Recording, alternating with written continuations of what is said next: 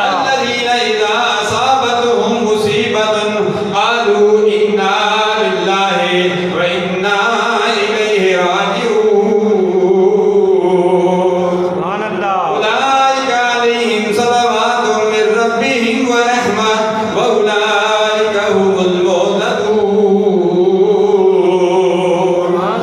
ان لوگوں کی مدد نہ کرنا تمہارے کو نے فرمایا جو اللہ کی راہ میں قتل کیے جائے انہیں مردہ نہ کہو بلکہ وہ زندہ ہیں.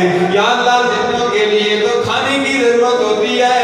ہمارے ذہن میں یہ خیال آتا ہے کہ جو زندہ ہوتے ہیں وہ باتیں بھی کرتے ہیں, کھانے کی بھی ضرورت ہوتی ہے.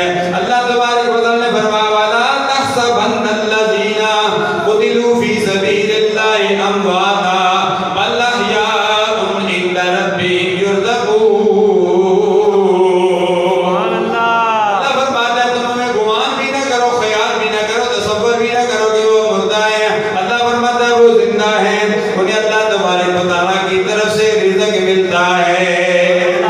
اللہ فرماتا ہے فرحین بما آتاہم اللہ من فضلہ. اللہ تبارک و تعالیٰ کا خصوصی ان پر فضل و کرم ہے. وہ مرنے کے بعد, وہ قتل ہونے کے بعد, وہ شہید ہونے کے بعد اللہ تبارک و تعالیٰ فرماتا ہے وہ خوش ہیں.